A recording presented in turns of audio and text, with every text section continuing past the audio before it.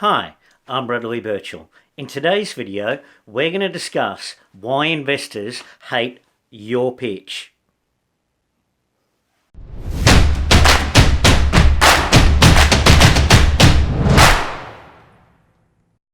You know, investors aren't that hard to figure out. All they really need is a clear and concise picture of your company and what you aim to achieve. It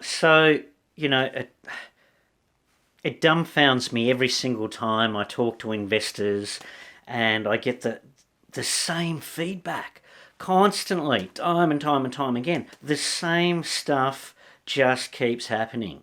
The same pitches, the same mistakes, the same lack of information that investors want.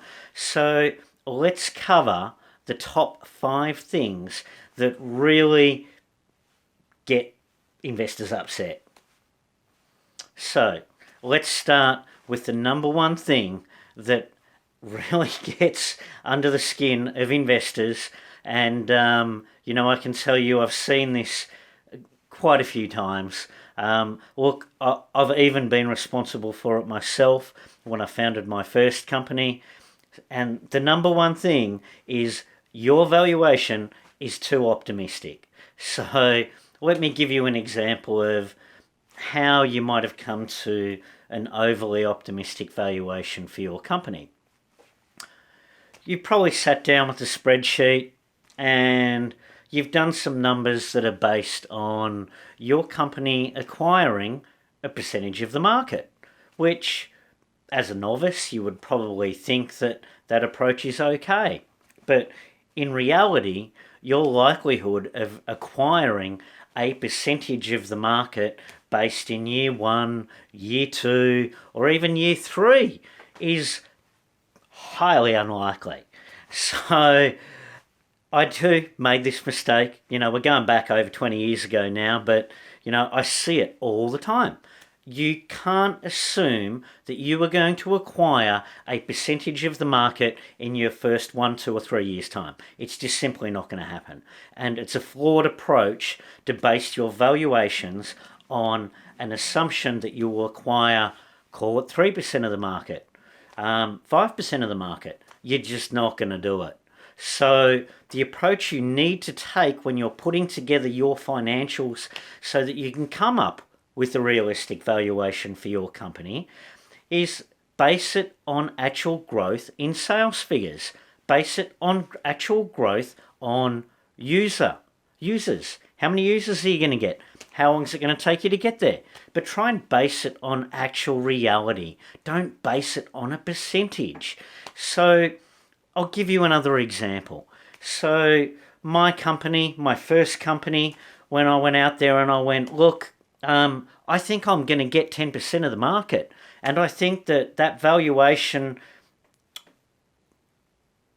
comes down to, let's call it $10 million for me to get 10% of the market.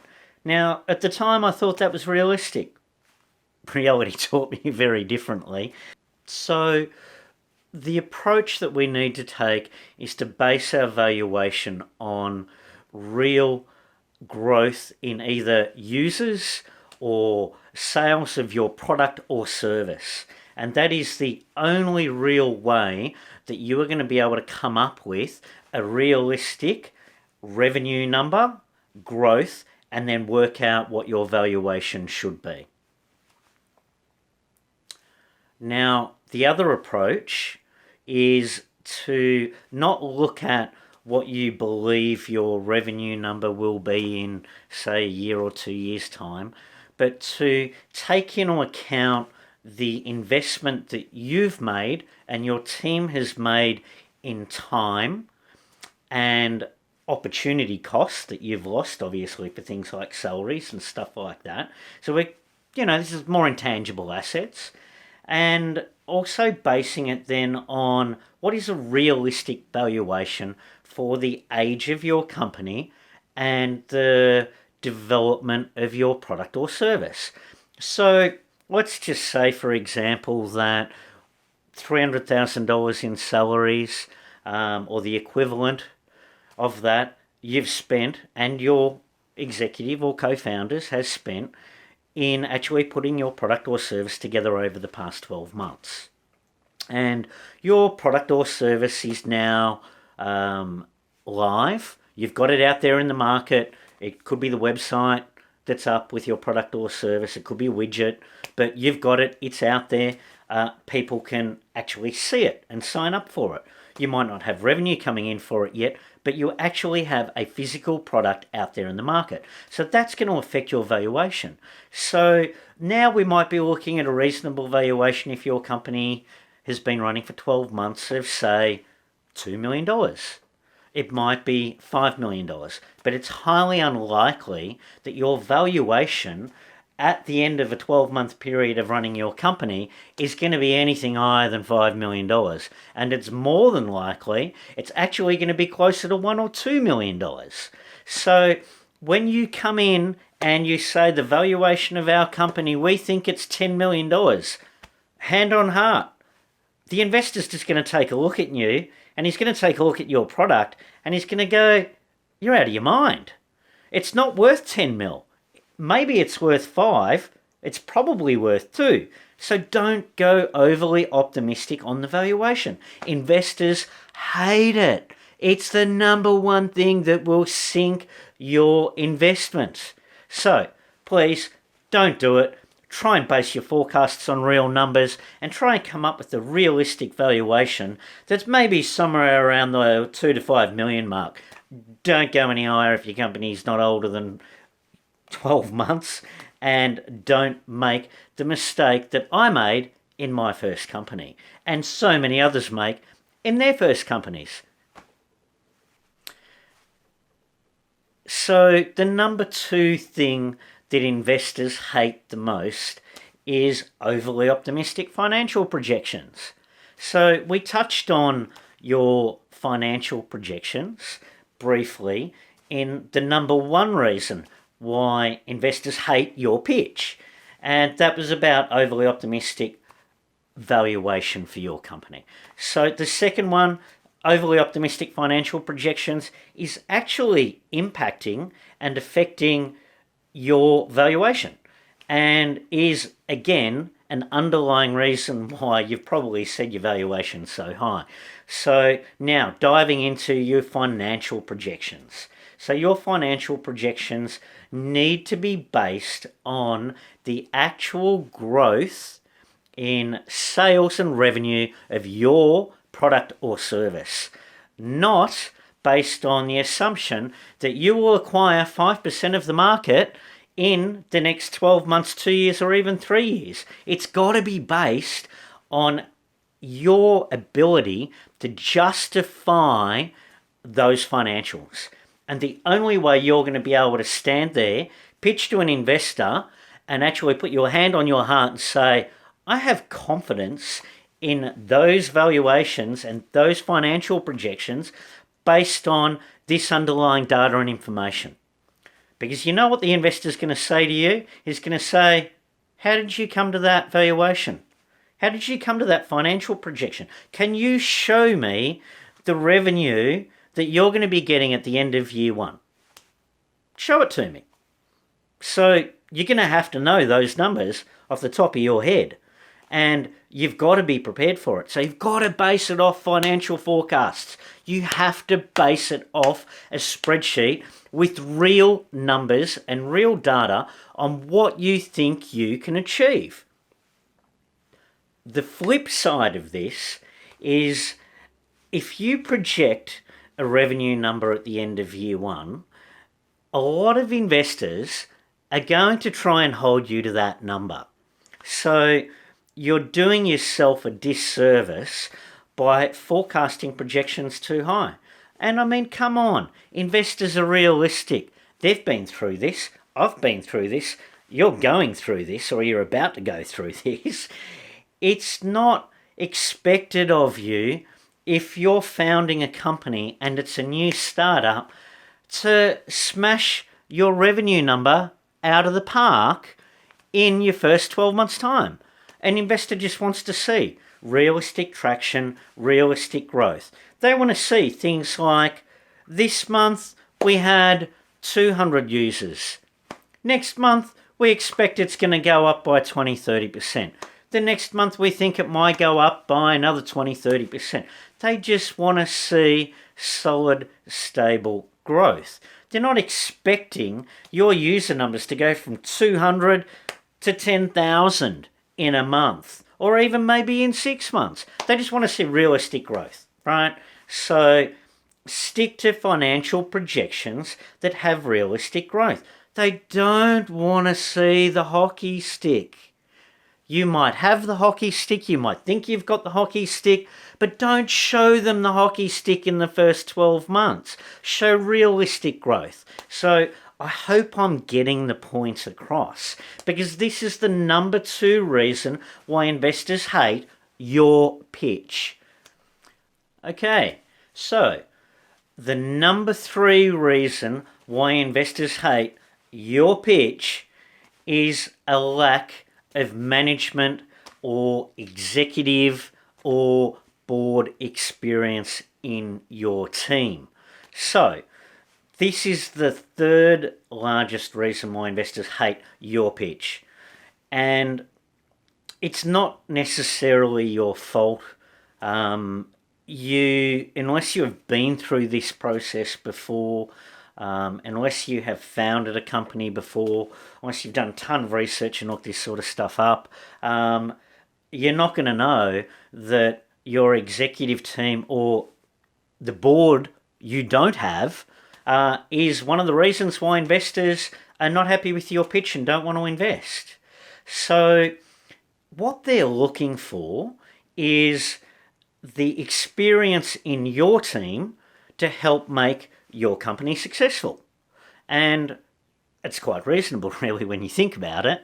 And what investors know is that you are more likely to achieve your goals and your successes and that fantastic revenue number that you just put out there and that awesome valuation that you've got there if you have an experienced team behind you. So it's not unusual for you to have 1 or 2 people that have helped you found your company or that are helping support you in the founding and the growth of your company. But what's common that companies don't have and founders don't always think about the first time round is you need the experience. You probably can't afford the experience. You know you can't afford to go out there and hire these people yet, right? Because you haven't got the investment money from your investors yet. So you've got to come up with a way. Now, the best way to do this is to put together a board for your company or an advisory board for your company. Either or maybe even both. But you've got to do one of them. You need the experience either on your board or on your advisory board. Okay, so there's really only a couple of ways that you can go out there and do this. And that is you have to hunt down the people with the experience that you lack. Okay, so let's use a tech company as example. We'll use me as an example. In my first company, I built Australia's #1 medical software product. You know what I lacked? I lacked marketing experience. I didn't have a marketing director or someone to help guide me and support me and tell me what I needed to do. I had to teach myself everything. And thankfully, I didn't have to raise capital when I first started my company because I probably wouldn't have got it because I didn't have that experience that I needed and the investor would have seen that. I was just very persistent in my success. So you need to go out and hunt down where are you going to find these people? Okay, so LinkedIn, fantastic source of resources. You've got to go out to startup events. And the 3rd best place to find advisors or directors for the board of your company is actually the investors. So there's a lot of investors out there that they want to sit on your board. They want to help you get there. So have a think about the investors that you're talking to. and possibly getting them to sit on your board. A lot of them will ask, actually, and will insist that they sit on your board. But here's an interesting tip. If you ask for money, you often get advice from investors. But if you ask for advice from investors, you will often get money. So this is not a very well-known thing, but it's something that you need to consider on, the third biggest reason why investors hate your pitch. And it's one of those things that you have to do. You've got to fill your team out. You've got to get the experience and the advice to help you get your company there.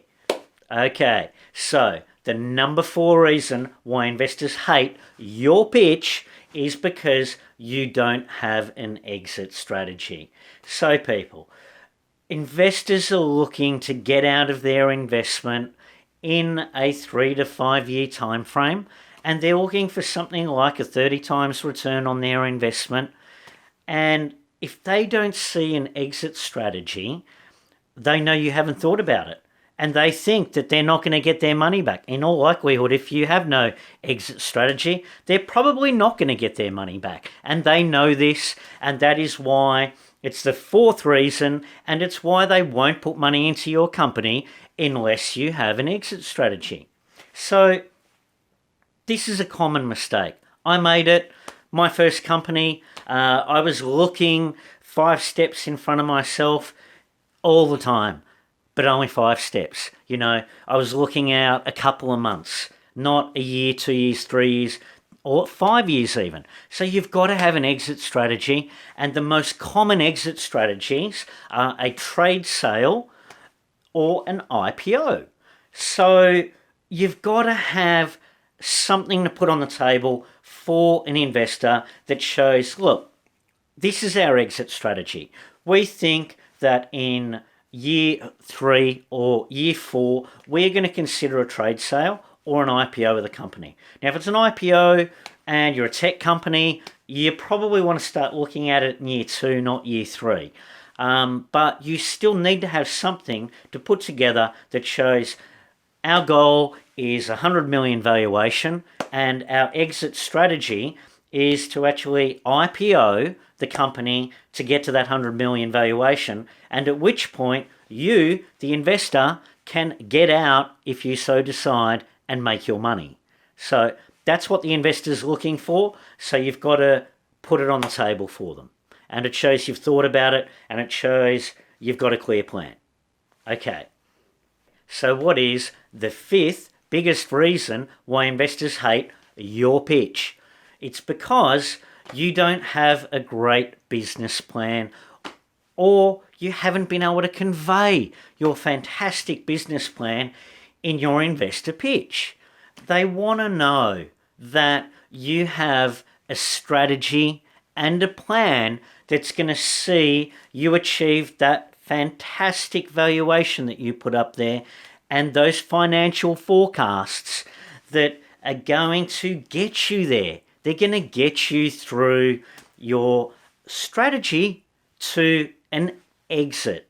Okay, so they want to see this, and they want to see this laid out, and it doesn't have to be reams and reams of documentation and lots of stuff. They just want to see that you have a clear strategy to actually get there.